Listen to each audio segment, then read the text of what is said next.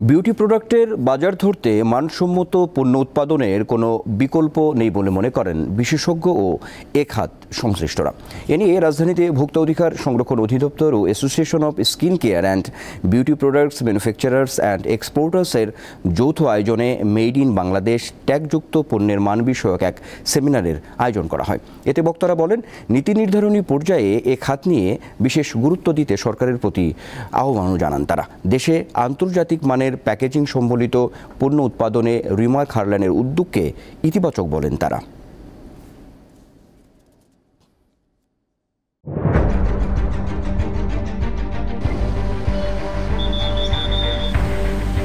পুরো ঘরে আমার মালামাল সহ একবারে চাপা দিয়ে লইয়া পুড়ে গেছে। এটা মুখে বললে যাবে না যে রাস্তা কত যে ভাঙছে। 200 বছর আগের ঐতিহ্য মাটির ঘর ছিল, ওই মাটির ঘরগুলো একবারে ভাঙ্গা নিচে পড়ে গেছে। মানুষের তো অসহায়, করার কিছু নাই।